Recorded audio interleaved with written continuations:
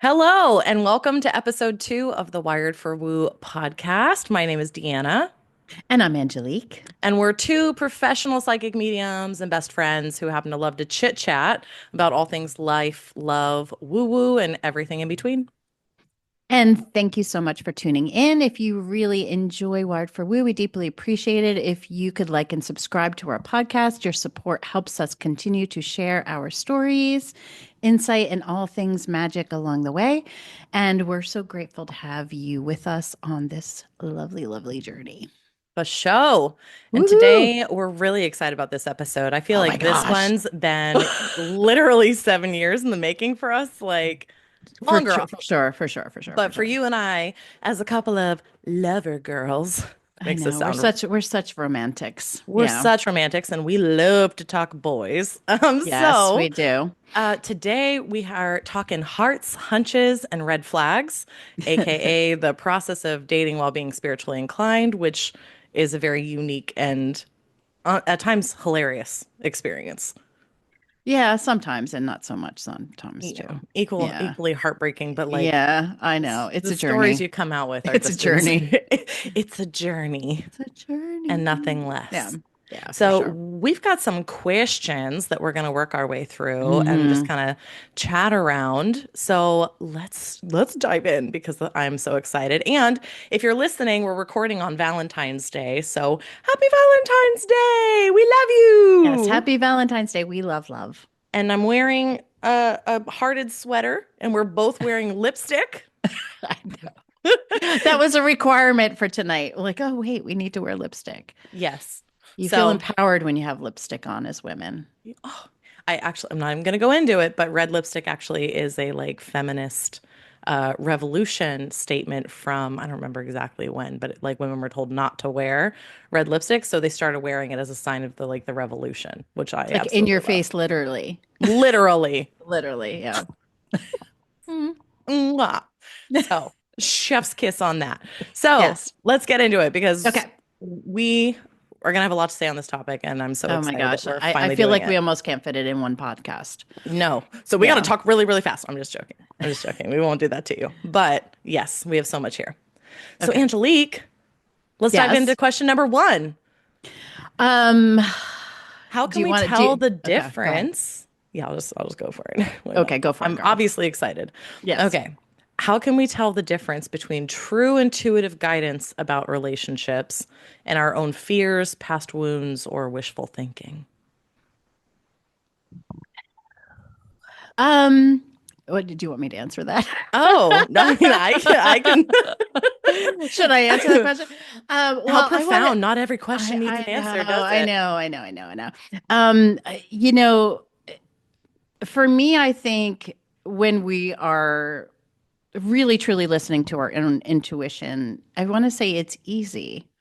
Mm, Like I feel like it just feels good. It feels light. It feels, you feel in alignment.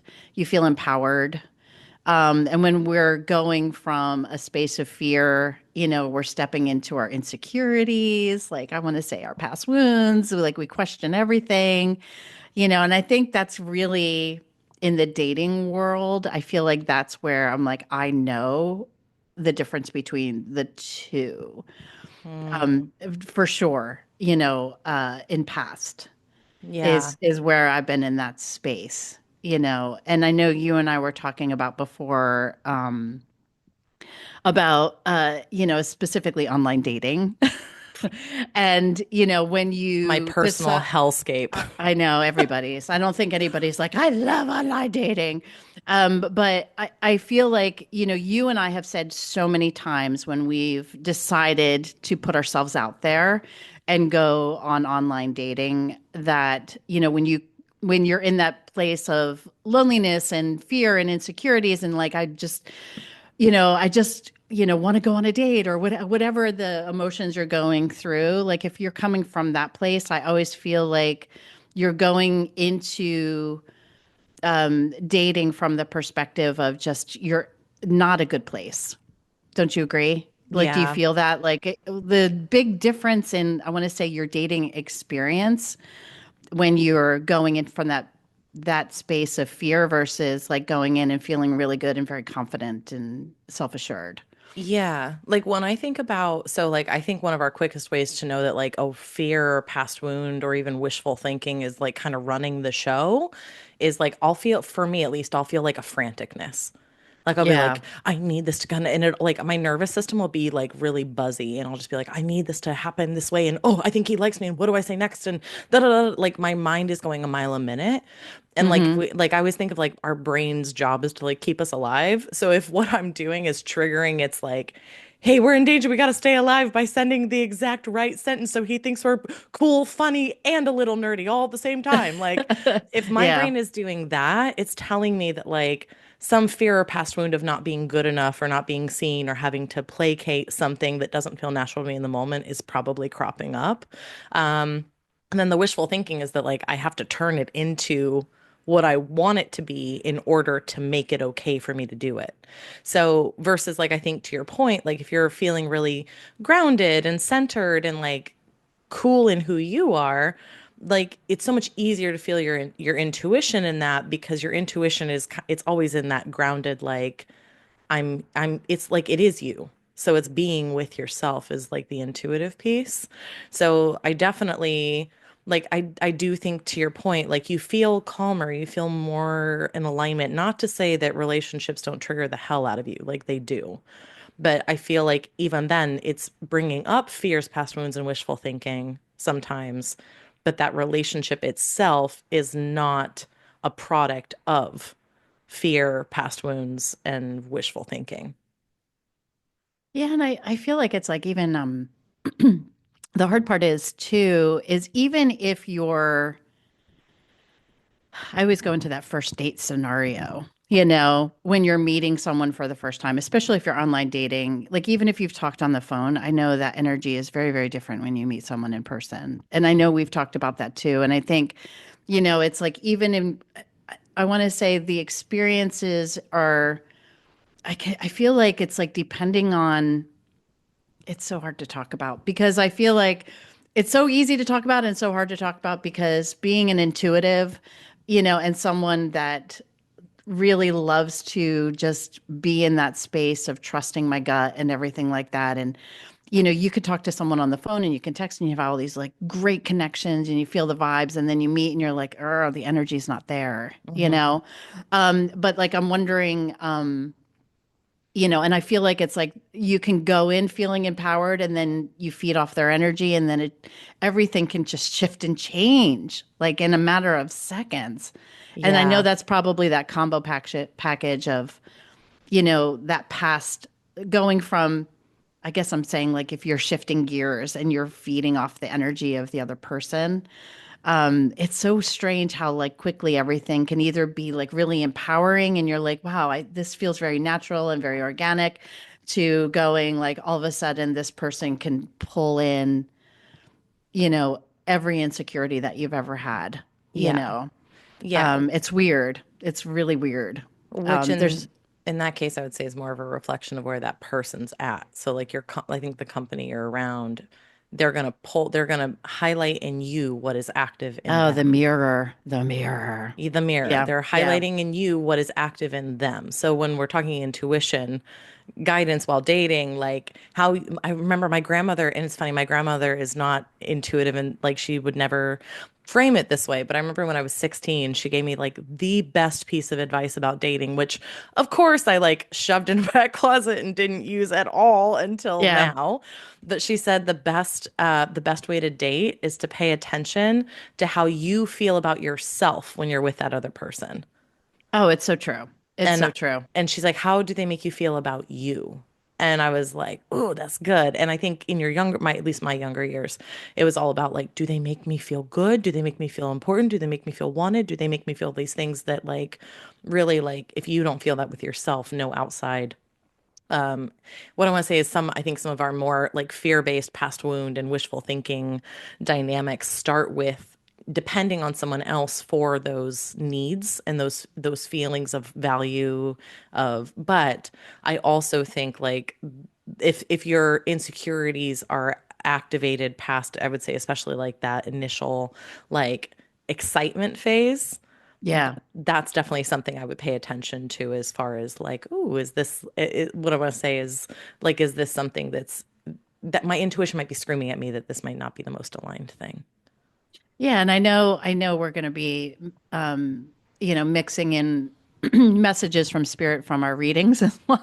One of the things that always comes through for me whenever I'm doing a love reading for somebody that I've, the give a reading, get a reading, Yeah. especially, the single girl, in the past of going on dates and things like that. And my guides have always given to your point of how do they make you feel? It's that sitting in the seat of the interviewer Hmm. instead of thinking about, oh, are they going to like me? Are they going to like me? Of course you want that, but what's really important is how do they, to your point, how do they make you feel? Or how much do you like them versus, them throwing a lot of energy and maybe attraction or whatever, but, kind of really going, how do I feel about this person in my life? Does it check off the boxes with the things that matter? And I Yeah. know we were talking about red flags and green flags. Um, Yes. so I feel like that's it's so funny. I'm like getting nervous about talking about this stuff because it's such a long journey Mm.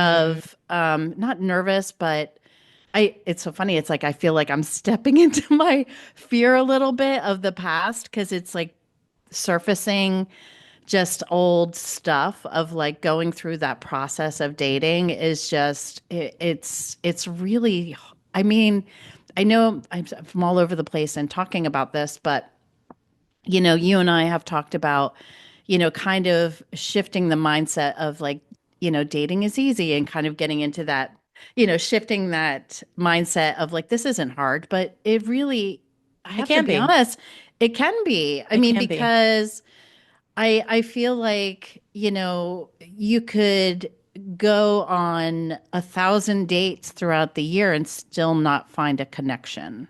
You know what Yeah. I mean? Yeah. And I feel like it's so much different than anything else that we go through in our processes because it's not something that you can really control, honestly. I mean, it's really about timing and I don't even know. It just feels like the stars and the moon need to align for that. But The stars, the moon, and every planet in every galaxy yeah, is sometimes how yeah. it can I mean, feel. it is a gift. It's, I mean, we could just anyway, Yeah. continue on.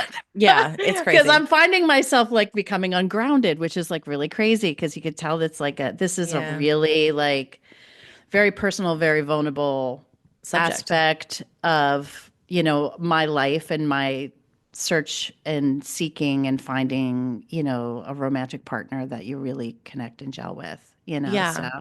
Well, and I feel like one thing I'm wanting to just add before we keep going is that I think there's can be a lot of shame sometimes yeah. around how strong our desire for partnership can be. I think whether you're a man, a woman, or somewhere, anywhere on the scale of, binary, non-binary, wherever you're at on there, like I think we're all kind of taught that there's like a weakness that's inherent in the strong desire or need for partnership.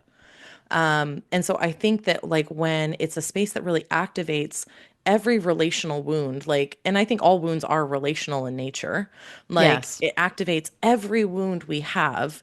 And but to get what we want also requires incredible vulnerability, an Yes. incredible self-awareness, and an incredible amount of presence, which Mm-hmm. are the antithesis of what our wounding says is safe and okay.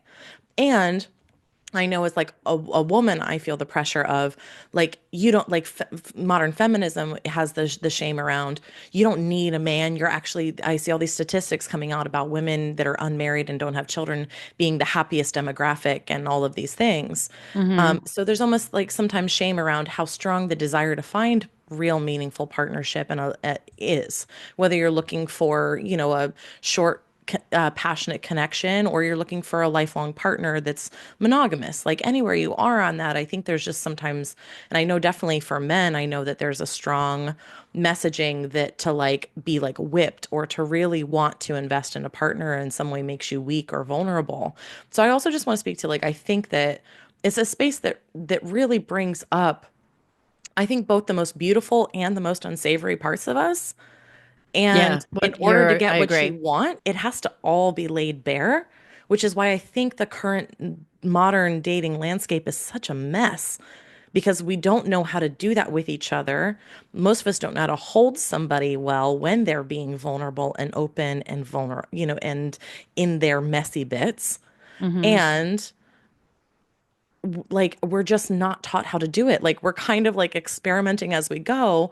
So, and like one thing I know we'll hit on a lot throughout, our talk today is like how do you create that foundation with you, because every relationship outside of you starts with if you're good with you.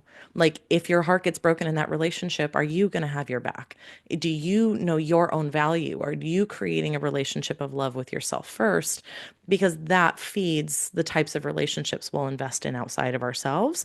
And there's no shame in the fact that we're learning that as we go.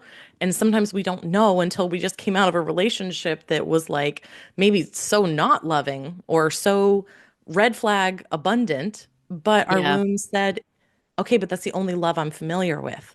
Right. So we didn't that's so know true. Yeah. better.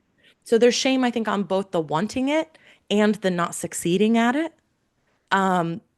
And I think that's like literally the place where learning gets stuck. So I just wanted to voice like I think it is human nature to desire partnership. And not everybody wants it, but I do think like openly stating like that is one of personally, and I know that we've talked about this for you as well. Like for me, having a lifelong committed partner is one of my like I would say in my top one, or like it's either my top one or two in Yes. strongest Yeah, we had desires. that. We have that in common. We had that in common. Yeah. So, and I Yeah. think there's something so beautiful about wanting that, but I also have noticed a part of me that has really struggled to kind of claim that that is such a strong desire and something I really want in my life. So I just also want to vocalize that because I think that's another part that makes it a little vulnerable. Yeah, it's so funny, Deanna. Like I felt myself spiraling for a second there and talking about it because I was like, oh, that part of my life was just so wounding. I feel like because it was, that constant searching, the searching, searching, searching. And, Hmm. I had to really get into that place of the point that you're saying of just sitting in that space of, I want to say looking at the parts of myself, like looking at the loneliness and having that relationship with that side of myself Hmm. and kind of really, I know this kind of I'm gonna laugh. It's like sounds woo, but like having, like really like loving and nurturing that part of myself that and recognizing, that I don't have a like like in those moments of not having a partner, Hmm. what that means and just really doing some self-reflection and just working through, I want to say, just having a relationship with the loneliness side of that, and also finding parts of myself that I really loved. Hmm. And I know it's like going into that self-love, and I think a lot of times people don't really know what that means to love Absolutely. yourself. I always feel like it's like, oh, you got to love yourself before you find a relationship. You know, I feel like we hear that all the time, but I think a lot of times most people don't really know what it means like to love myself. It's like, yeah, I can say it, Yeah. but what does that really mean? In practice. In Yeah. practice, yeah. Yeah, I used to think it was like give yourself a bubble bath and And journal and meditate and just like journal 5,000 times like I love myself. Like and yeah, the mantras, and yeah. you know what's really Yeah. funny is some of the most heartbreaking moments of my life have been the moments in which I actually recognized what self-love really was.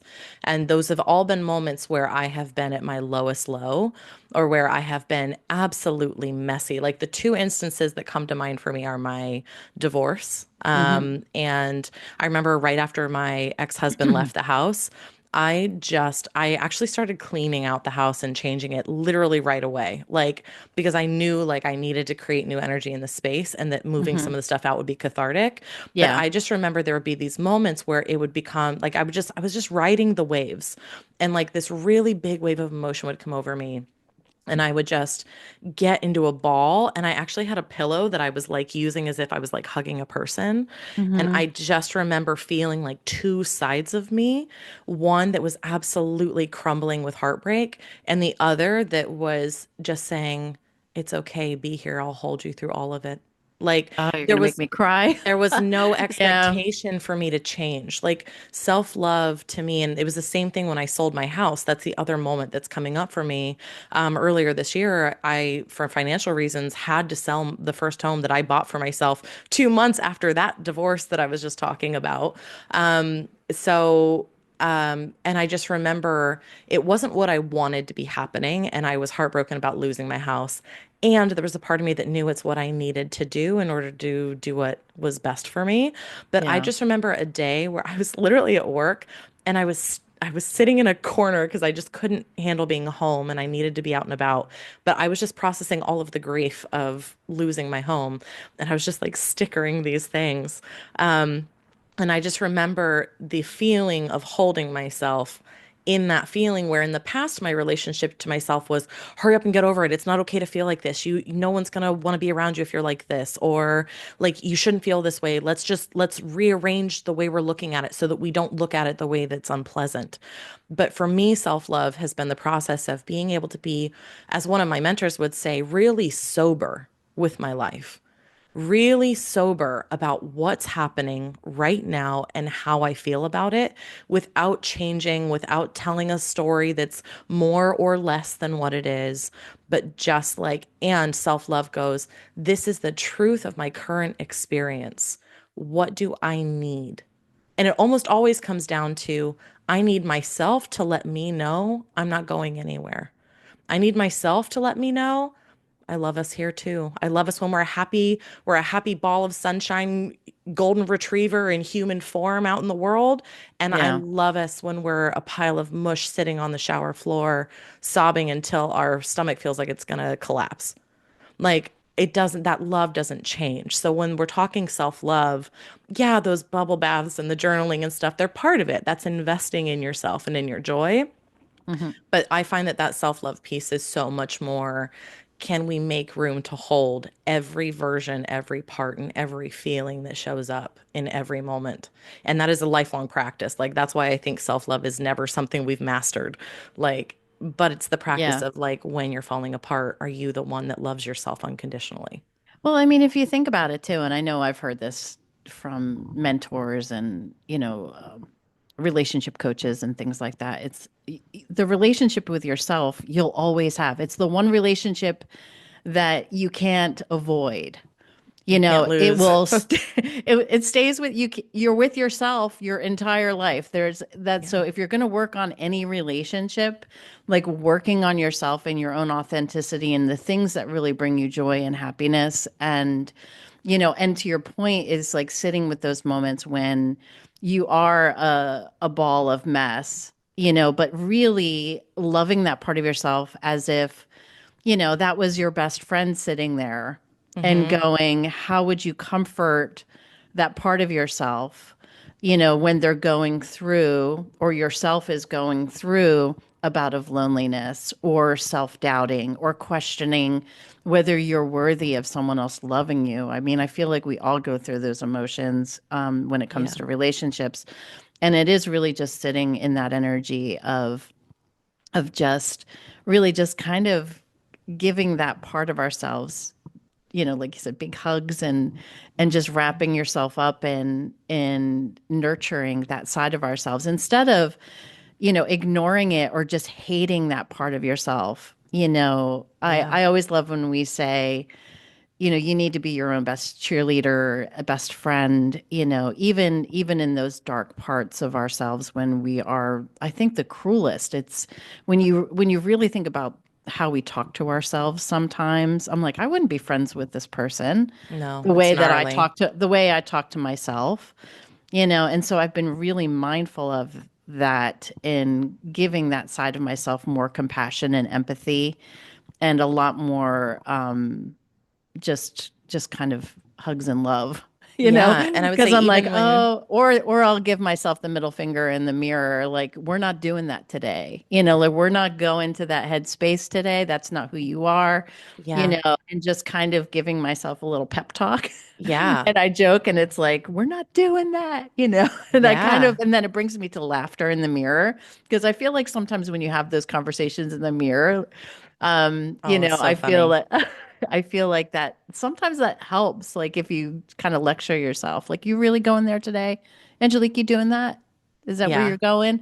And then you can't help but laugh because it's so ridiculous. Yeah. It's like, why aren't you giving yourself love and support? And I think it depends on which part of you is showing up.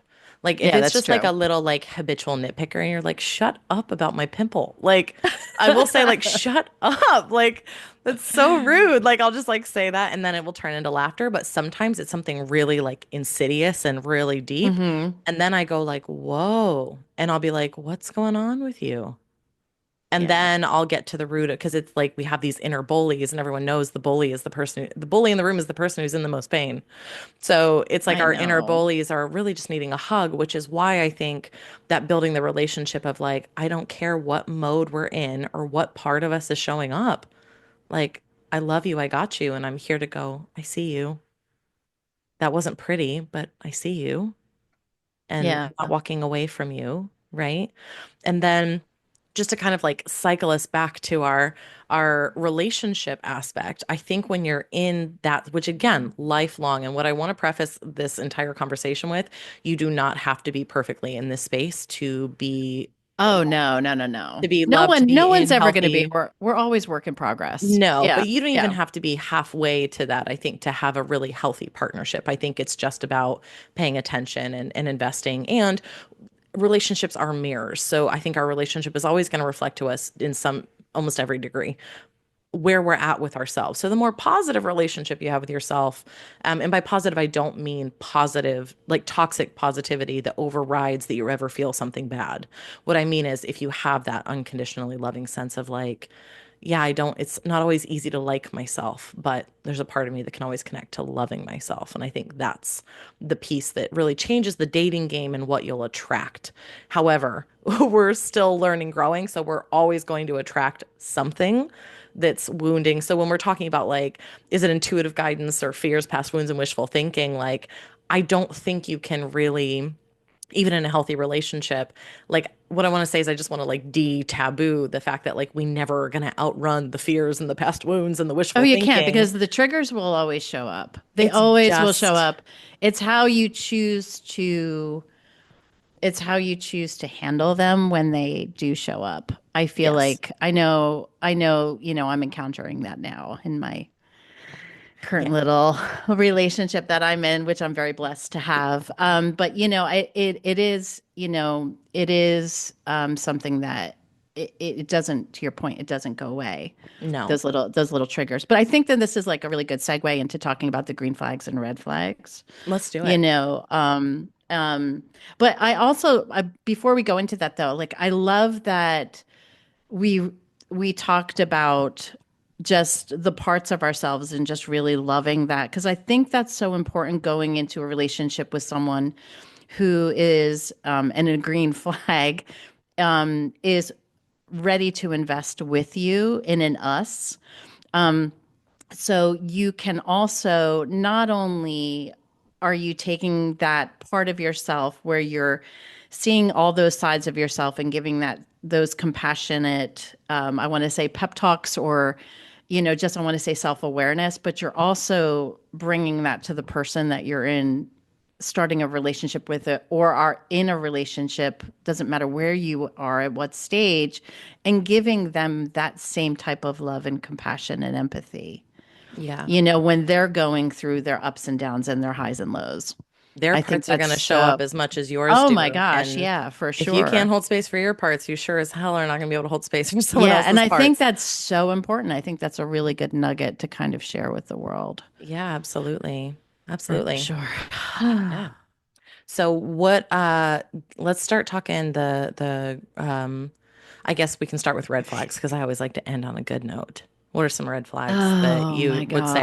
And I gosh. think in readings we kind of get like what I want to say is the main, Like I feel like most red flags fall under a couple categories Yeah. for me. I would say emotional bypassing is a red flag I look for, whether they're doing it for them with themselves or with me. So if they're not, if like so I had an ex, I was going let's to say, just what do you mean by bypassing? let's just I, call I him, know what you mean by it, but like explain, we'll explain. call him the speed dater. Okay, because that's Okay. I met him speed dating, which anyone who knows me, that's actually literally the most perfect, ideal dating scenario for me because I can pick out really quick if somebody's someone I'm interested or not. But Yeah. I remember this is just a small example, and I'm also a big believer that someone's small everyday actions they're not thinking about are the greatest indicators of the truth of who they are, especially in early dating, because those are the things they don't think you're watching. Right. So, like, for me in early dating, like, people can be doing all the right things, but these subtle behaviors that are like really minuscule are the things that I go, oh, those would be big problems later. Right. Because they show someone's mindset around stuff. So, for me, emotional bypassing looks like we're driving in the car and he's zigzagging in between people and super pissed that people are on the road. Like there Yeah. wasn't even stopped traffic. He just didn't like that he couldn't go 30 over the speed limit without any Yeah. obstruction. Right. So like he's zigzagging between people and just like, oh, yeah, yeah, yeah. He's making all these noises. And I go, like, man, you're really mad right now. And he was like, no, I'm not. I can visibly see that he's irritated. I can Yeah. visibly see that he's having an emotional reaction. Everything about the way he's talking, his body language, even how he's driving the car is reflecting irritation and anger. And Yeah. when I say, wow, I'm noticing this, and I get, no, I'm not, Yeah. he really did not think he was angry, but he was. So when I'm saying like emotional bypassing, I guess you could call it emotional awareness, but I feel like it's like if someone is not in tune with their own emotional self, that is like my biggest red flag. Yeah, that's pretty high up there. I mean, I think sometimes it's so funny that you're referencing driving in a car because I feel like everybody gets in that like, but to your Not point, to the that extent. That awareness, is not, I yeah. have a Well, little road I rage wasn't in too. the car, so I don't know, but I understand. Like, I think I would be like, yeah, I'm just so frustrated with I'm just like, Exactly. I would be in that I'll space. say, But to your sorry, I hate when point, people cut me off. yeah, I yeah, yeah, wouldn't yeah. say, no, I didn't feel anything when I just screamed, I'm going to No, steal your you're firstborn to that 100%. person. You're 100% right. And it's so true, but it's so interesting that you're bringing up something like that that you wouldn't think is tied to I mean someone's emotional awareness, Hmm. but it really is. I mean, it's like that's a sign That for is a, sure to other things and if you that can't would own it pop with up. little things, you sure as hell can't own it with big things. Yeah, I think with that, I feel like there's nothing more frustrating than wanting to address something that may be really hard to bring up or very vulnerable for you. And then they get defensive almost. I think that's a big red flag. Like, oh, you're being so sensitive, or you're being insecure, or you're doing, or they get, instead of saying, wow, that had to have been really hard to talk about, Yeah. or, or holding space as we talk about often Or for even saying, someone. I've had conversations with not so much with partners because I'll be honest, I'm still looking. There is actually, I don't even know if that would call that didn't get far enough, but there was one person that I could have had this kind of dynamic with. But I am experienced with my friendship, so I know it would translate to a romantic context where I Yeah. can say, ooh, what you said, I'm feeling really defensive about right now.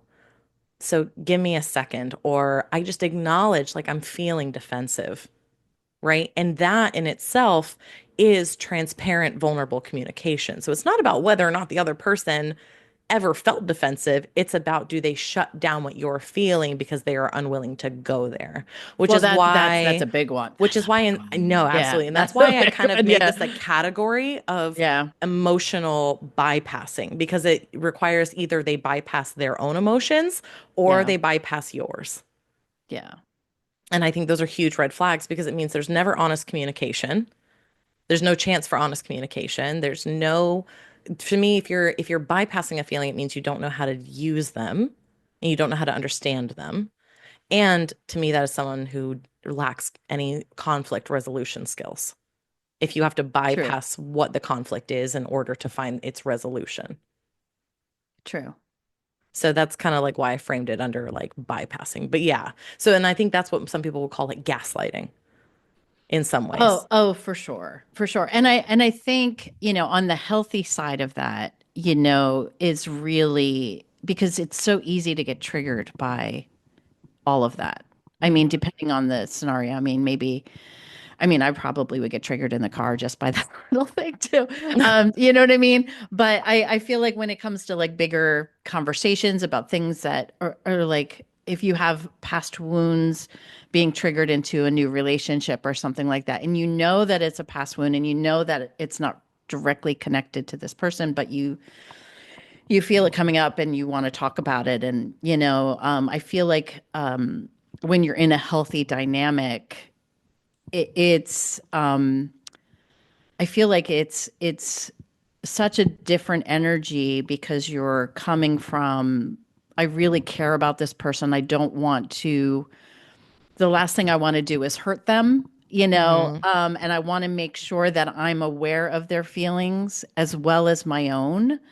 And you're really considering both of the scenarios, but it's so important for you to communicate that. Hmm. And so I know I'm finding that in myself, like I'm hitting that pause button more because I'm wanting to make sure that I'm really thinking through, how it's affecting them as much as it's affecting me. But I want to make sure that I'm being open and communicative about my feelings.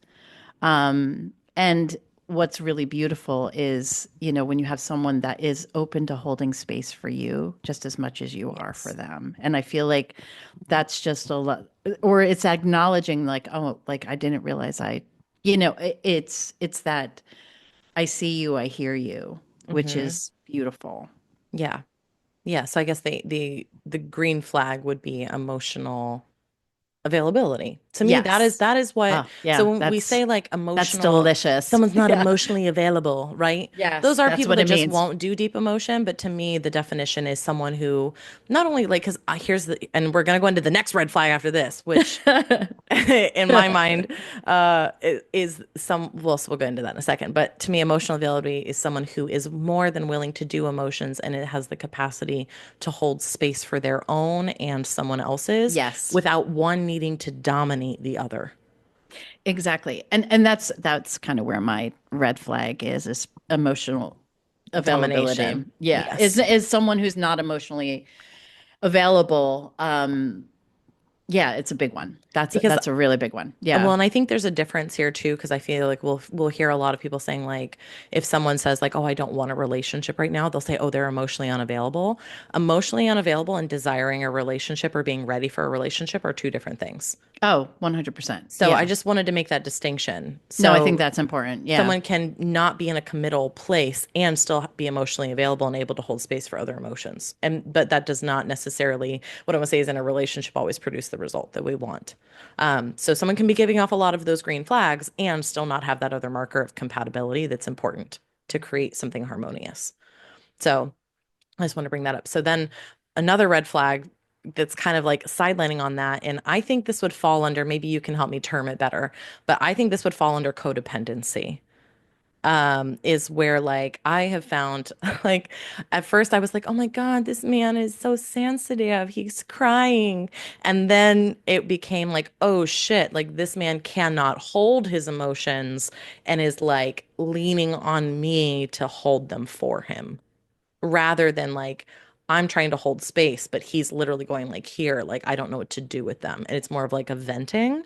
And we all do this. And like I Yeah. think this is one of the places like in my first marriage, like I'd have to take some responsibility for like this was how in my unawareness I was with my ex-husband where like I Yeah. would be going through things emotionally and I expected him to be in it with me or to hold my own insecurities or my hurt feelings or all of my stuff rather than being with it myself. So when you expect your partner to be the emotional reservoir for you, Yeah. I think that's, to me, that's codependency in a nutshell, because you either need to be needed or you need that person to hold it for you. And usually the person who's Yeah. doing the holding is the person who needs to be needed, which just creates a really imbalance. But that's another one. It's like the person who can't. Like when I see what I want to say is, for me, this shows up as like the guys that are like really dark and broody and are just like everything sucks and da da da, and like they're just like refuse to like take responsibility for their life or for, Hmm. and I'm saying men because that's who I date, but we all, you can find this in every sector of the population. Yes. Um No, I know what you're saying but though. where they won't take any responsibility, they're always the victim. There's, I would say, victim mentality is a big red flag that I would look Yeah. for as well. But to me, usually codependency and victim mentality kind of fall They're bucket together. They're kind in, of pieced together. Yeah. usually in Yeah. dating, Yeah. they're pretty close chums. Yeah. Yeah. I agree. I agree. I mean, yeah, that's a tough one. I feel like you worded that really well. I Oh, don't know. I don't know whether I would make any change, not changes to it or add anything to it because I feel like it, it's, relationships in general, there's ebbs and flows of, one person sometimes is, giving more than the other. But that's different than someone always leaning on you for emotional support versus, it being more one-sided. That's very difficult. That's very difficult to maintain over a long period of time. It may work short periods of time, but after a while that wears. yeah, that That sucks the really, life out really of wears. both It of you. does. It's very draining, Yes.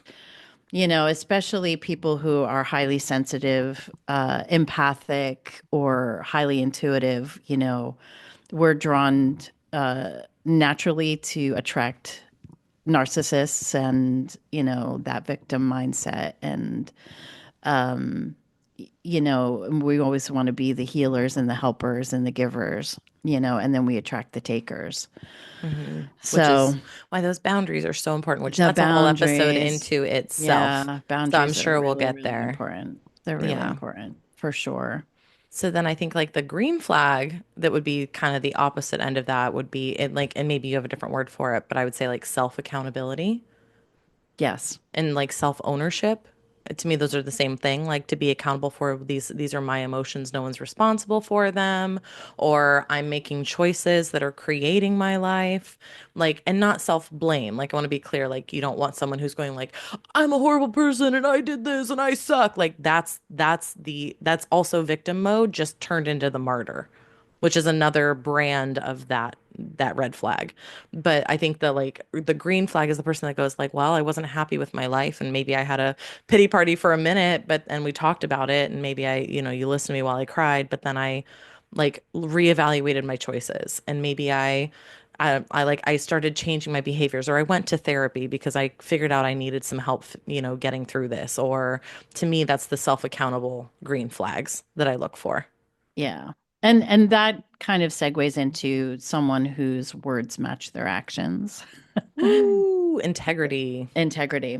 That is a huge green flag for me. Now, that's also just one of my core values. So I'm super like, It is a core value. I think it needs, well, for me, it has to be at the top, because, having been in the situations of the giver taker for more relationships than I'd like to count, yeah. in my lifetime, um, you get very caught up in the words. And they're like, oh, but they said this and this was really nice. And then it just kind of disappeared into thin air. It's Hmm. like just words, but their actions Just aren't words. lining up to what they're saying. And then it's just really, and then you find yourself making excuses for them. You go Hmm. through all these scenarios in your head, and it just goes on to the spiral of messiness and instead of going, okay, this isn't in alignment to really what I need in Yeah. out of a healthy relationship. I Yeah. heard this great. And also, one of the questions we were going to look at, but obviously we're Are MVP we mind. jumping all over the place? As we're We saying that, are, I'm taking a but sip of coffee. this is going to some great places. So I know excuse we're my all. language, but F the questions. I know, Um, right? I know. but I know. um, I know. I know. I not know. that we needed them, because God knows we could talk about this forever. But one of the questions was like, how can you stay in your intuition during early stages of dating before emotions start clouding your judgment? Yeah. And I think that looking for, are their actions matching their words, is like, what I want to say is, I actually think in the beginning stages of dating, letting your emotions get too involved is actually like not the right way to go. Like, I think you should be feeling how you feel about it, but if you're attaching like strong emotion to them right out the gate, you're probably in like the wishful thinking place, or that fear and like codependency place. Versus, I think if you can be really logical, like I always ask myself, like, okay, what am I actually seeing? Like, not what am I feeling, not what am I daydreaming into, not what's the dream, the Barbie dream house life that I've built with him as Ken. Like, Well, we also look at the checklist too. I feel like it's like you can meet someone, it's like, oh my gosh, they have this like really cool job and on paper, they're they're on great. paper they're yeah, they're really, really great, but to your point, it's like, but how do they make me feel? How do they make me How they feel? make me feel? How are they showing up for me? Like how are they investing Yes. in getting to know me, but also like wanting to see if there's a potential Hmm. versus yeah, to your point, that's such a good word, like what's on paper, because all have our checklists, in our head, even if you Yeah. don't write it down. I know, like, as intuitives, it's like I'm gonna manifest my partner, and I'm gonna write my checklist down of all the things that I desire. With his rippling Yeah, pectorals. I know, and that's one of the things that have come. And I know I'm kind of spiraling off to the side a little bit, but that's one of the things I know that spirits always come through whenever I've done a love reading or something. It's like Spirit said, instead of looking for the things that you want, like the physical attributes, which to some people that's important. But what do you need? Like, what do you really need versus the wants? Like, put your needs up top. Like, I really need someone emotionally available.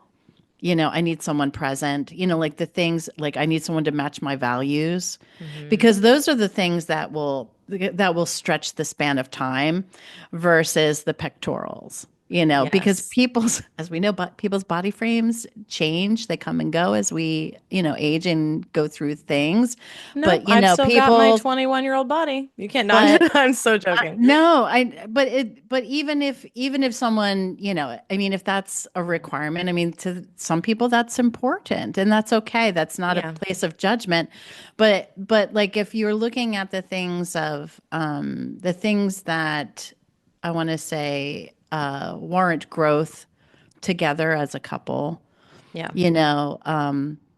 and really having a true partner, Hmm. you have to look at the things that are below the surface, Yeah. you Well, know. and there were so many good nuggets in there. I kept being like, oh, I want to say this about that. I want to say this about that. But Yeah. I just wanted to say there was this phrase that I loved, because when I'm talking, like, I do think to your point when you were saying, like, asking, how do they make me feel? Like, I think that's the most, at least in early dating, we Yeah. should be like applying a lot of emotion to the scenario, because I Hmm. actually think if you're going like, okay, but if we're looking at words over actions, I heard this great phrase and I have found it to be just like absolutely true. It's someone's words are telling you who they want to be, someone's actions are showing you who they actually are right now. Oh, that's and so on point. and Yeah. so when you're looking at actions, you're actually dating the person in front of you, versus if you're going with words, you're kind of dating like a figment of their own imagination of who they maybe might become.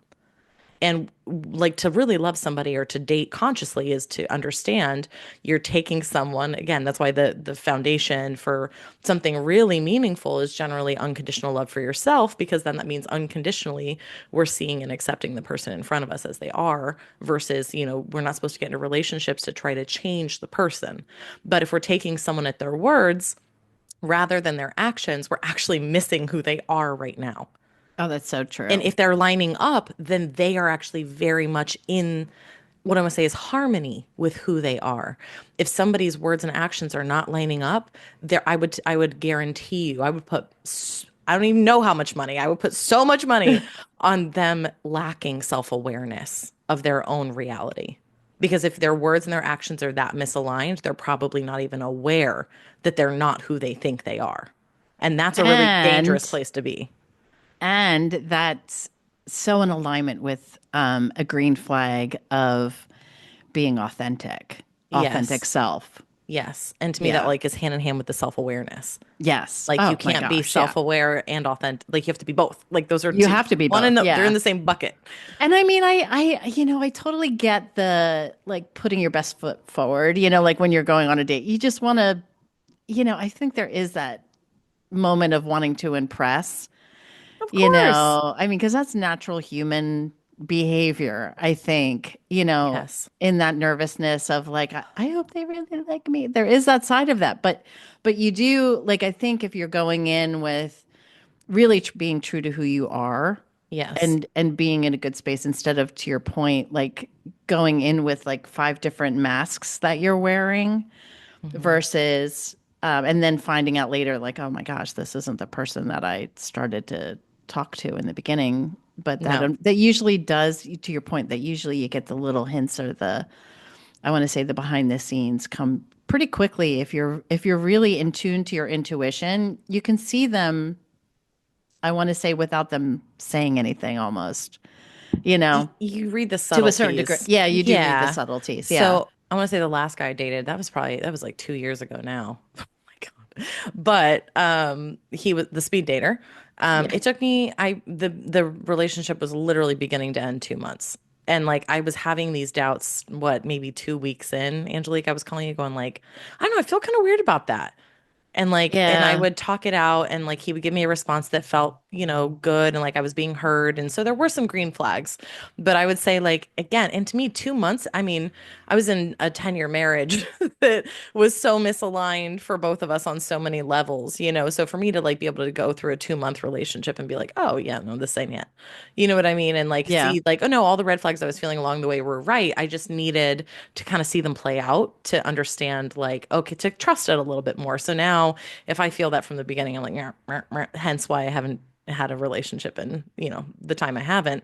But I have two little like tips that I'd love to offer for how going into a date, I kind of try to sidestep that. What I want to say is when we're like, I want to impress versus I'm going to feel my absolute best.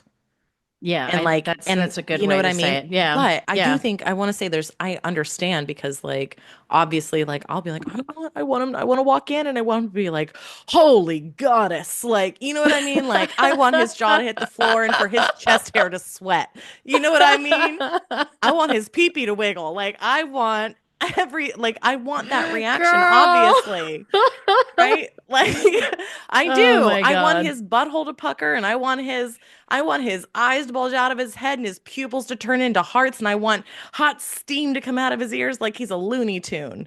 Like that is every woman's desire. Like our desire is to be desired and there's nothing wrong with that, I right? have to tell you, I've never thought about that going into a first date. Okay. Well, But but I kind of love that because I feel like, as much as I'm actually blushing at everything you just said right now. But I love that I want to say you're truly in your goddess energy when you're in that mindset of like standing in your power. yes, You know what I and mean? Yeah. yes, and if I'm trying to elicit that reaction from a place of like I have to like become that Yeah. and to impress him, right? Or I need him to react like that or I'm not enough. Yeah. Like that's when I get into the impress, and that's when like I'll tend to like be really nervous or to kind of like lose myself in our conversations and maybe hesitate to disagree with him about something that I actually do have an opinion on, or I might kind of shrink and play a little smaller, or I might wear something that I think like, oh, this is so sexy, but like I myself don't actually feel all that comfortable in. Which means Yeah. I'm not going to look sexy in it, right? So I've kind of found these little strategies. And what's gorgeous about it is that these are things that like I don't have to lie to myself to get. And again, it's like I want to say we all have bad days. So it's not like I want to be very clear like maybe if I'm ovulating, like I'm feeling like this, but like you know what I mean? But there are definitely times where I'm a bridge troll and I'm, eating like a pint of Ben and Jerry's and 3 layers of sweatpants. Like those days exist too. But like if I'm Yeah. feeling really good and I want to go on this date, right? Like there's 2 things that I've noticed that have really helped me. So I love to make like a list of like I'll make a list and I'll set it for just like coming up with like 10 reasons why I would be an amazing partner for somebody. And like I love this practice because it really turns me inward rather than focusing on the outward. On getting And it validation externally. Yeah. Yeah. yeah, and but Yeah. it's not me like trying to say like they should see this in me. It's like, wow, I see these things in me and I know that they're there. So it's like I'm really funny. Like I think I'm hysterical. So like You are, girl. I don't feel You like I have to are. lie to say like that is just like in my mind like that is an objective truth like or like I really like and sometimes I might go to external things like I have really pretty blue eyes like I love my eyes or I have great fashion sense like I think I pick out the best clothes and jewelry or like I might put like I'm a really good listener or I'm a good friend or I'm compassionate I'm intuitive like I view being intuitive as something that would be an amazing gift to someone in a partnership. Like, hey, babe, Yes. I'm thinking about making this change. Like, what do you think about it? And I could go, you know what? Something feels a little weird about that. Hang in there. Or, no, actually, I feel like the wind in your sails and I've got your back, right? Like, that would be an amazing gift to give to a partnership. So I'll make this list. And what I usually find is, again, I'm not lying or reaching or stretching. If I feel any bit of hesitation as I'm writing one down, I don't write that. Like I only write the things that I wholeheartedly feel a full body yes to. And I usually find I can't stop at 10. Like I'll go on for like 30. And so then I Yeah. leave for this date going like, ooh, I got so much to give, like just feeling really good about my stuff. And then if the date doesn't go well, it's not a reflection of me, my value, or what I brought to the table. It's simply not a match or not a meld or incompatibility or that guy stuck his finger in his nose 3 times or that guy literally like, was rude to the waitress or whatever it is. Like it's not about the qualities because I'd already solidified that with me before I left. No, And I'll I think that's so on point because there's so many times, and maybe it's just years of therapy, but of like being in that relationship with yourself, and what you bring to the table. It's like, what am I bring? What like qualities do I know am I bringing in? So I feel like it's like when sit through that self awareness and you go through the checklist with yourself, mm-hmm, going in, like, I know what I'm bringing to the table. I mm-hmm, know what I have to offer to yeah, this relationship. And I, I want someone that's going to match those values. mm-hmm, I mean, it doesn't need to be perfect. You don't have to check off, 10 out of 10, but I want to say for the most part, you have to have a really good understanding of what's most important to you as a person and what you bring and what the values that other person can bring in. And they don't have yes, to be the same values. I mean, they do need to be the same values, but they don't need to all, I want to say be perfectly in alignment, but in some respect, I feel like it's that the hierarchy of, what's really important to you and what it is that you want to get out of it. But yeah, yeah, I think that's so spot on because I know for me, you know, um, especially like in the last few years, I want to say, like, I really know, like, I know what I bring to the table. I know what I can give in a relationship, Hmm. and I'm really excited to share that with somebody, Yeah. because, you go through like, I'm a good person. I'm loving, I'm kind. I'm like, I love, doing this and I can't wait to share these feelings with somebody and my goofy side and all that stuff. So yeah, I think, I mean, I'm just throwing a few things out there, but yeah, to your Yeah. point. Yeah. Cool. Cool, ladies. No. Cool. And it's just helped me because like you go in feeling like a catch and you're just kind of, and it's not about the superficial stuff. Like you don't have to lie to yourself once. Yeah. And it's And all, it's not coming from a place of ego. no, it's just It's like, coming oh, from I'm what's I'm true. magnificent. No, it's, and I don't get fluffy Yeah. with it. Like Yeah. I'll be like, I'm smart. Like I know I like one I remember one of them I put down like I know a lot of animal facts. Like I That's do. important in a relationship. Like I actually and like that's the thing is it doesn't even have to be like for a Yeah. relationship. It's just like that is something unique to me that the right It's a part of who person you are. It's a part is of who you gonna are. be It's your like authenticity. it's my Yeah. authenticity. Like I'm an Yeah. animal lover. Like so like the right person is gonna be like, God, I love that about her. But Yeah. for me to go like, I think that is one of my best qualities. Like, Yeah. you know what I mean? But Like, you would have to be with someone who loves animals. oh, that is I mean, and that's another obviously. thing too. It's like, you could have different interests and hobbies, but like I think an animal lover can't not be with someone who doesn't love animals. No, no, no, no. You But know I what I mean? also think And that's where your values are important. that would come Yeah. down to core values, right? Yes. Yeah. So, and then I just want to like share the other tip. We are getting close on time, so we're gonna have to maybe like Ah, wrap this up a little bit and then move on to titty bits. Keep everybody God. abreast of the latest tips and tricks. Pun. Pun intended. Pun And we're gonna intended. keep them coming to Angelique's Okay. I'm discomfort. embracing it. I'm embracing it. I'm embracing it because Um, I feel like I'm a little bit of an old lady, so I don't want to, You know what? She I gotta says that, be and then if like, you were a fly on the wall for our private phone conversations, none of this would. She'll laugh at it, but you clutch your I pearls know. here. You do not on our phone calls, ma'am. But we'll get to that in I a have the mouth second. of a trucker And also, I'll just have everyone know offside. that Angelique was the one that came up with today's titty bit. So I did. I she did. loves it. She I loves did. it. So, but the other tip I was going Giving to away share my is secrets. sorry. Oh yeah, I can't do that. I can't do that. You can't do that? No. It's Oh, the okay. same thing, like when I took Spanish in high school and you have to roll your R's. Yeah, it was never a thing. I was like, I'm in the wrong language. I am in the wrong language right now because I can't roll my R's. You I was just a C student all the way through. you just have to move Barely getting to by. you got to Barely move getting to by. Barcelona. Yeah. Awful. Awful, So awful. Not a gift. Anyway, no, totally sidebarring there. Go no, so ahead. the other trick I'd like, and this would work no matter how you like to dress, man, woman, whatever.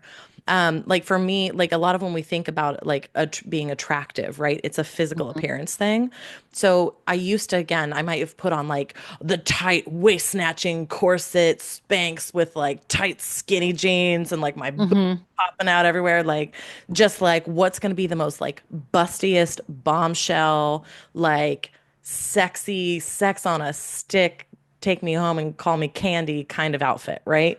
Like I might have in the like I'm not really that bad, but for me it would have No, been. I know. I know what you mean But though. I got where you're going. Go ahead. Keep also, if going, anyone is lady. not watching the video, Angelique's face as I'm saying some of this stuff is so good. Sometimes I just do it for the shock and awe. I love it. But I've noticed that like lately it's not about like trying to appear sexy for them. Like your natural attraction and sex appeal is going to come from you wearing and presenting in a way that feels really good in your body and really good to you. So I've noticed like flowy skirts that have like an asymmetrical hem. Something about them makes me feel very like Venusian goddess, or like a cute tank top that fits right, or like my hair just like slightly curled. makes me feel really beautiful. So when I'm feeling soft and beautiful versus before it had been like full caked on face makeup and hair done to the nines and volume like Dolly Parton and boobs hiked up to my chin and, Spanx everywhere. Now it's like actually I just kind of want like a tube top, a flowy skirt, and my hair to just be kind of blowing in the wind with a really natural makeup. Like that's And I when I think feel my sexiest. And that's what's going to exude that natural confidence and sexiness is to play into your own attraction is what makes you feel good in your body. that's so true because I know if I am putting on an outfit and I'm like, I don't feel good in this. Like you just know. I think anybody knows. And that's why we're like, oh my God, I changed my outfit like 5 times, Mm-hmm. before I went. It's a combination of nervousness and it's a combination of, wanting to look really good. But also, I think if you end up going on a date and you're not feeling comfortable in what you're wearing, it's going to come across in every action. I You're know, gonna feel and insecure. you may not even think about it, Mm-hmm. but it's always going to be in the back of your head, like, oh, I like really hate what I'm wearing right now. It's weird Yeah. that we get in our heads that way, but Or I'm but to pulling your up those skinny point, jeans all night, and it I just know. looks like I So don't like what I'm it's in. kind of that like little insider tip. Make sure that when you're picking out something that you really feel confident in it and you feel good, Mhm. and I think that's a game changer. I know it sounds like a just such a small thing, but it is important. It's Yeah. not. And I've Yeah. noticed like I've actually started dressing like that is like and again I still have my days where I'll notice I try to wear the trendy thing, right? And Yeah. sometimes what we feel most comfortable in is not the trendiest thing. Like right now a lot of the trends are to be very like dress very like revealing. I actually don't always feel like the sexiest in that. You know what I mean? Or like, I don't know. So I think it's about everyone finding their own voice when it comes to attraction. And I just think this is an important thing to talk about when it comes to like dating, just because I think again, if we're talking about like your connection to yourself is going to produce your dating life and is going to produce your connections, like if we're looking at, because to say outside attraction has nothing to do with it would just be ignoring the real world, right? Of course it Yeah. does. And your energy speaks volumes when your outer, I love this. I heard someone put it as letting your outer truth or your outer image Hmm. reflect your inner truth. So like Yeah. again, So I might true. be trying to like reflect like, look, I'm trendy and young and sexy and hot. But my inner truth is like, and I'm like a little bit of like a tom girl and I'm a little bit more like casual or I'm a little bit more conservative or I don't like leather pants or like you know what I mean? Like it might be, which I do, No, I but totally get that. but It's so your inner funny. truth may not actually be what everyone is saying is cool, but you're going to be so much sexier and hotter and unique for dressing according to your inner truth. And that's going to attract all the right people. Well, it's really funny because last weekend, I went to the ballet with my man. Um, Hmm. and I really wanted to dress, really nice because it was the ballet, it was Romeo and Juliet, I don't get a Yes. chance to, dress up that often. And I really wanted to be in my feminine, for it. So like I brought my heels, I brought my long, like my best outfit. And I felt very good in my outfit, but I never wear heels. Like I just don't wear them anymore. Like Hmm. I'm more about comfort now. Yeah. I feel like as I'm getting older, I'm more about comfort and not about show. But I wore the Yeah. heels, and of course, it's like I forgot that this theater was on a hill and you had to walk a couple blocks. Oh So you no. should have seen me going down this steep hill. I was like, I was like, I was so uncomfortable. And I'm like, okay, girl. Like I just was so like, this is so stupid. That's when those You shoes know are what I coming mean? off. I know, I know. I'm like, I just want to be in my little ballet flats right now, pun intended, because we went to Yeah. ballet. Aw, see? But he was just so supportive and sweet and holding my hand the whole time, trying to make sure I don't fall. But it was just like one of those things where, to your point, I was so uncomfortable. Like, what was I doing? Well, But I did want to, it's like I don't think the shoes would have made me feel less sexy or feminine, Hmm. but I felt because I feel like as women, we're like, I got to wear the heels in order to feel Hmm. like a true, like I'm in this outfit. I don't know. Yeah. Yeah. Like we But, have to take it but all the way. I know there's Which just again, there like, are still days I wake up and I'm like, I love my shoes. Anyone who knows me knows that like I have some great shoes. There are yeah, days I'm I like, used to love high heels. Like I just love looking them in my closet. They're yes. just so pretty. So But at that point now they my were, feet are a hard no. It's like those days are over, girl. Like just yeah. every pair is just flats. Well, and I think that's the thing is like you can still be like love that's the thing is like there are items in my closet right now. I love the idea of them. But as Yeah. soon as I put them on, I go, I don't know, is this me?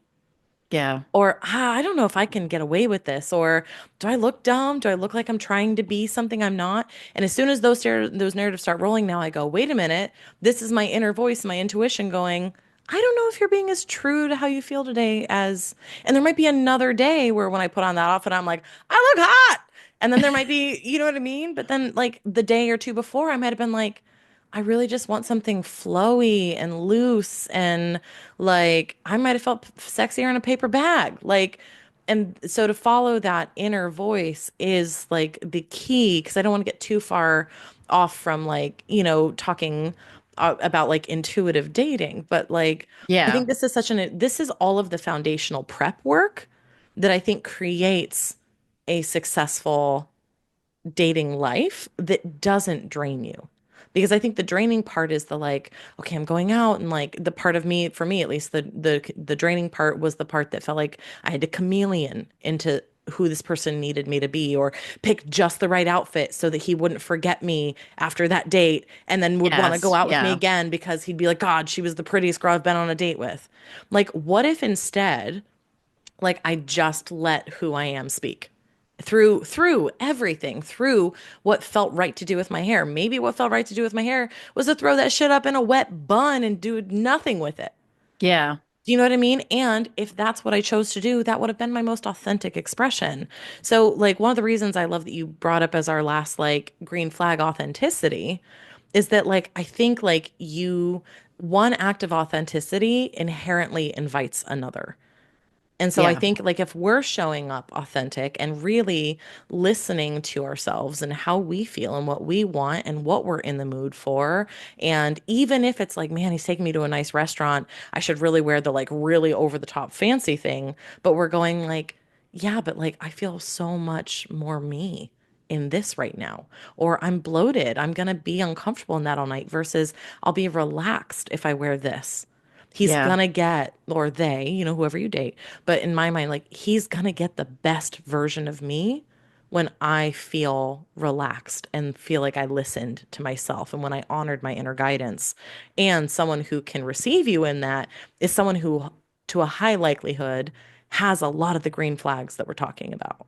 Yeah. And I mean, it's even lovelier too when they just want you to be happy too, like in what you're Mhm. wearing as well. You want them to Um, y- appreciate you in your I know, authenticity. I know, because I know for a fact, you know, um, I'm just gonna say Patrick because that's who I'm By the trying to. way, we love Patrick. We do love We Patrick. love Patrick.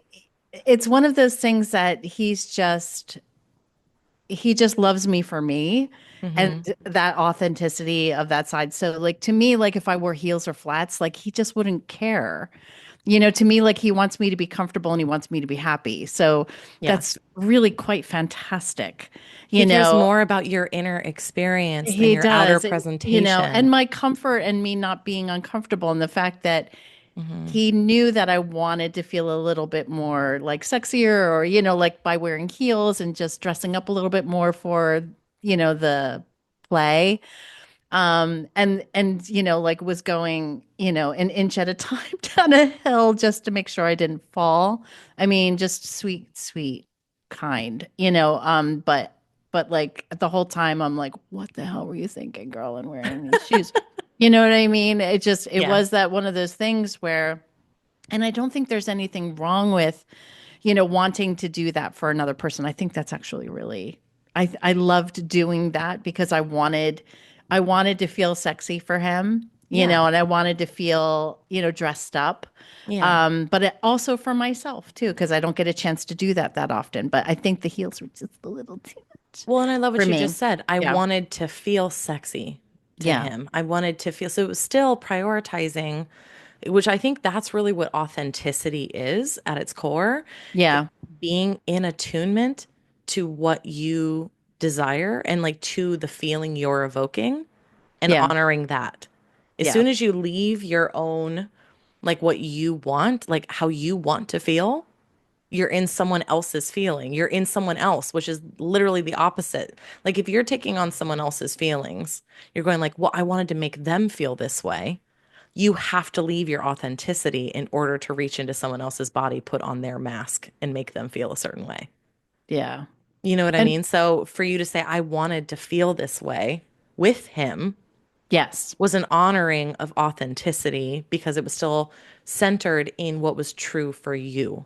And I think that's something like in relationships we tend to miss is that you will never find something meaningful by sacrificing. Like the right relationships will never, whether friendship, romantic, family, I don't care who they are, the right relationships will never require you to sacrifice who you are in order to keep them. You're spot on because I want to say in my past, I've been in relationships where it was hinted, I really love when you wear heels as a suggestion. Yeah. You know what I mean? Or Hmm. like, I really love when you wear this as a suggestion. It wasn't really like coming from a place of, you look really great tonight or whatever. It was really that was A prod. a Yeah. directive. Yeah. So, to your point, it's like when you're in that space where it's like whatever you feel most comfortable in, when you're in that healthy green light, red light. It's very nice and Yeah. refreshing. Yeah. Yeah. And there's things to look for sure. Yeah. And then the authenticity is like they can make that request, but I'm still only going to do it when I feel like it's right for me. Exactly. Right? Yes. Like Good you can point. make Good that point. request and it's not necessarily wrong for someone to have a preference. And No. Yes. authenticity is I'm not going to deviate from what feels good and what's honoring what's true for me right now in order to make you happy. That's Right? very And it true. doesn't mean I'm negating or don't care about how you feel, but if I have to actively go against my own this is what I need right now or this is what I really want for myself in That's a order valid point. to Yeah. to do that for you, like there has to be either acceptance or negotiation. Do you know what I mean? There has to be or a compromise where no one has to lose. Because I feel like if you do what I want to say is usually when we hear compromise, it's like, well, basically neither person gets what they want. But usually Yeah. I do think for small things, there's like a middle ground of like, do you really need that to be happy with me? And most of the time over little stuff, it's like, no. Yeah. Like, And I well, and think, it's I like think, maybe I wear those for 5 minutes in the bedroom for a little role play, well, that's what I was like, going to say. I think, especially, I think, too, when someone says, I really love, I mean, the difference when someone says, I really love when you wear this, but you know that they're really expecting you to yes, there's a versus, difference. someone said, I really love that when you do that. And then you really want to do it because they Hmm. really love it and that makes them happy. And Yeah. it's like, oh, it's just such an easy thing to do. But it's different when there's that type of energy exchange with another person versus someone, hinting to say, like, if you don't do this, I Yes. know, you know what I mean? Oh, we could talk for hours about how Oh, expectation and oh, demand yeah, kills yes, yes. kills chemistry and passion like no one's business. I know. We do have to wrap this up, which We makes do me have to so wrap it up. sad Yeah. because we have so much to talk about on this. We didn't Okay. even get to like compatibility versus chemistry, I all these know. things. Maybe we need to do a part I two. think we may do a part two on this We need one to do part because two. we didn't Yeah. even get to any of these questions.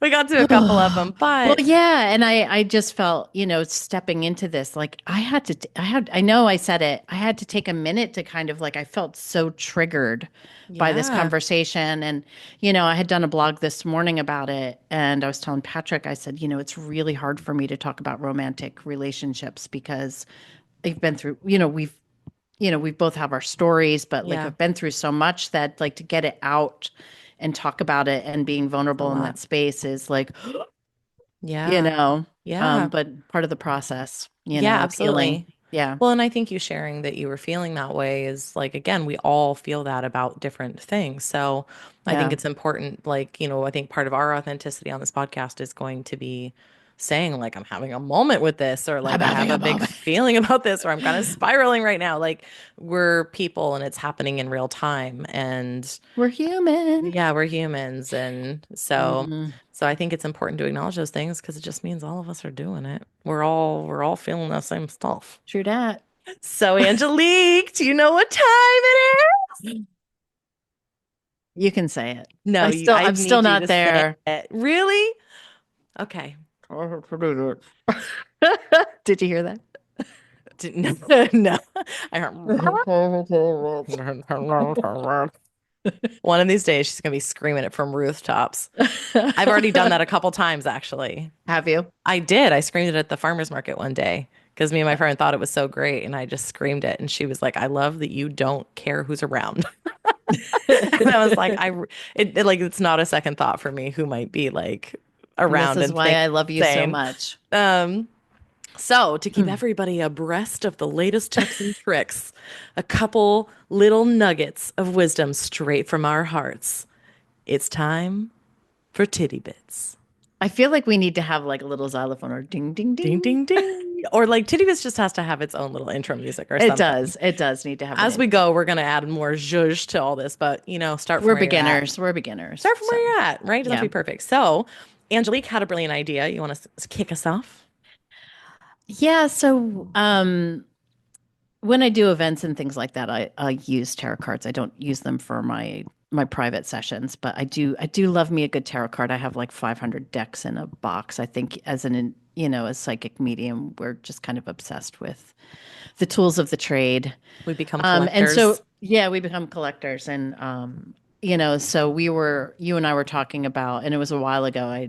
We were just talking about different cards and their different meanings, and we were like, what's our favorite card that comes up that has to do with love and relationships? Yeah. It's our favorite tarot card of the deck, and the traditional, not the there's two types of decks. There's traditional tarot, and then there's of course my mind is going blank. What are the other versions? I'm like, So there's like the Thoth Tarot, there's Lenormand, there's all sorts of different no, I decks. mean the ones that don't have the like two of cups on them. They're Like more Oracle? oracle. Thank you. Oh my Oh, God, I okay. hate when my brain doesn't kick in. There are so many There's kinds of oracle decks. cards and tarot cards, like the traditional tarot cards, and Yeah. so for me, my favorite tarot card to come up in a reading. I mean, there's multiple. I get so excited when someone asks a love read, and then I get a bunch that. But my favorite is the Two of Cups, and we were talking about like what our favorites are, and I love that because that's like soulmate energy. That's just like forming a really deep connection with Mhm. somebody, and that's when I see that I literally jump for joy because I'm just like, this isn't just like a regular, you know, uh like passing fling. Like I feel like when I get the Two of Cups, it's like there's something really deep there. There's like So yummy. so yummy. Yeah. Yeah. And I mean, there's the other traditionals. What's your favorite? Like if you come up and you see it and you're just like, Mm. oh, this is good. This is gonna be Oh, good. I love when I get the 10 of cups. Oh, the Ten of Cups is so I love that lovely. one So because it's talk just about the like Ten of Cups. Like, it's what just does that mean? it's a mom and a dad on a green grassy hill watching their two kids play with It's very 10 family. cups in the air with like lots of, across a rainbow. So it's really like the culmination of like a family that's really in harmony and has made it. And like, I love it because it's just like a small little house on the edge of like nowhere, but they're Yeah. like watching their kids dance. So like, to me, it's always feeling like, I don't know. I feel like the Ten of Cups always gives me this energy of like we don't need a lot, we just need each other. And so I'm like such a hopeless romantic and the like what comes to mind for me is the Better in Blue Jeans by Neil Diamond. Oh, okay. Money talks, but it don't sing or dance and I it don't know that don't song. walk. What? I It's don't one of the know. I best don't know. ones. I'll have to listen to it now. Oh man, it's so good. Basically, it's like he's like, as long as I can have you here with me, I'd rather be forever in blue jeans. And he's just saying like, Oh, it's such Neil Diamond. Come on, like, oh, one of the greatest love artists of all time. But He just basically is like, but for me, the Ten of Cups is just like we're in the simple things, and we're just in like the to me, and that's to me what like sorry, you hear my dog shaking in the background, but I love that. yeah, my little duckaroni. So yeah, I love the Ten of Cups. Yeah, I that one I get very excited when I see that one too. I think the Two of Cups and the Ten of Cups. The Ten of Cups, I always feel like everything that you've wished for or have wanted. Because I always look at everything from numerology as well, and 10 is completion or the end of a cycle. So it's just that beautiful, like, oh my gosh, like you're there. You're there. You're Celebrating the like culmination there. of the Yeah. win. So everything, it's like you've gone through all the steps of your journey to get to this place with somebody, or just know that it's going to come to fruition, or it just feels, just really fantastic. I love that card too. I Yeah, think those are two really great ones. Yeah. Of yeah. course, cups are all about emotions and feelings. Emotions and love. In your feelings of love. Yeah, the heart Yeah. chakra.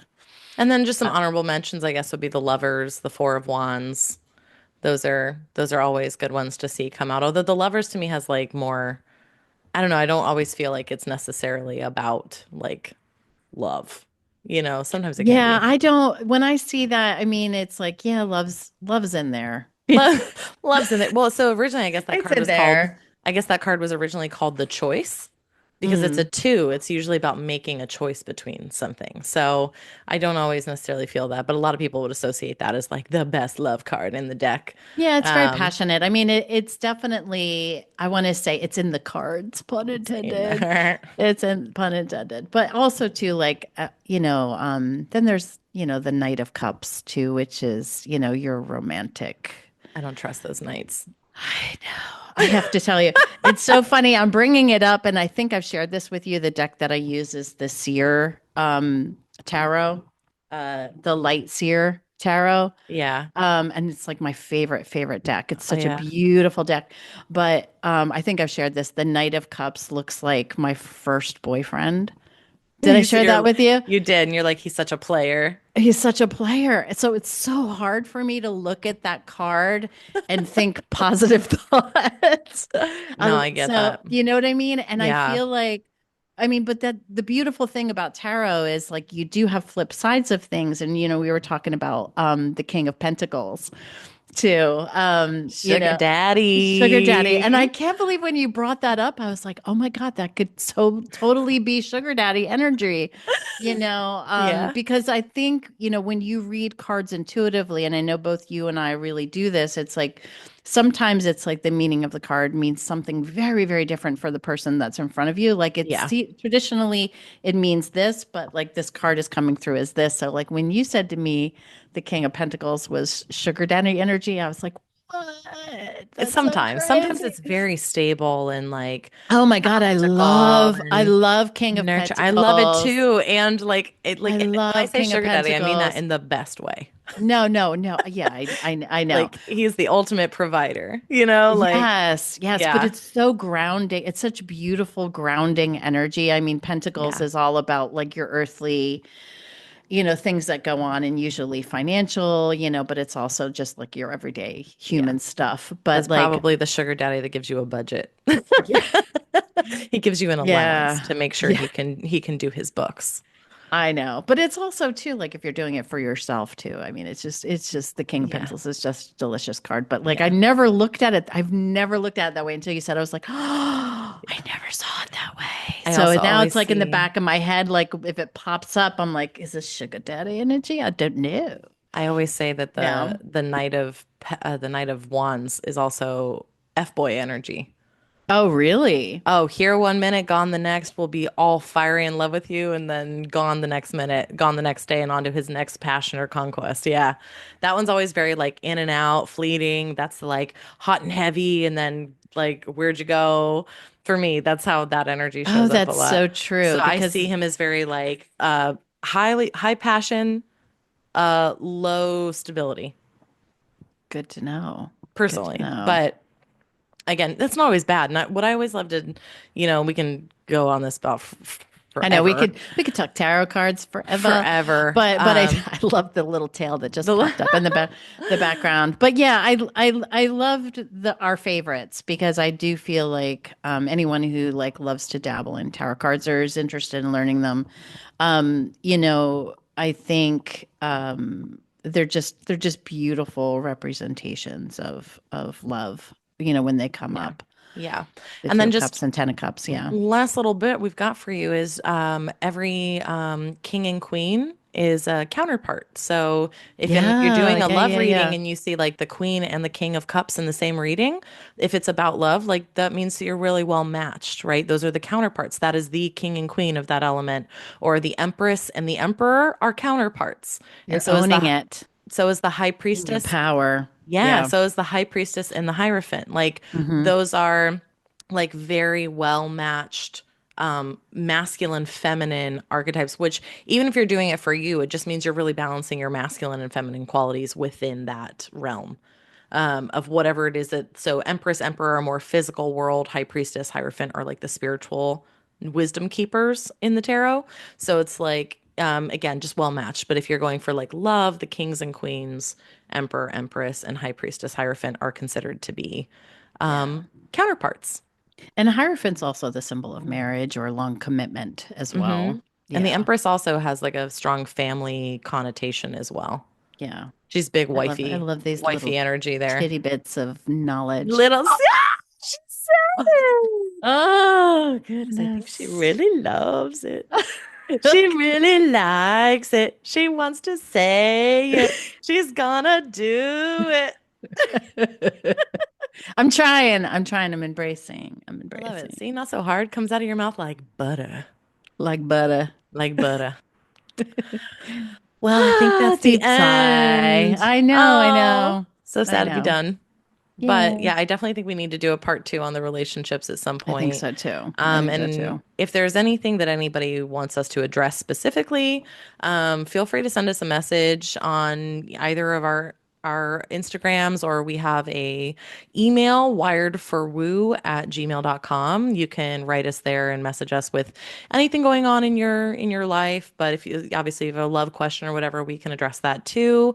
But yeah, if there's anything specific you'd like to know about, or even a titty bit you'd like to ask for, just let us know. And we really want to, make content that's actually helpful for you. So let us know. Truth. Truth. All right, Thank you, guys. everyone. See you on the flip.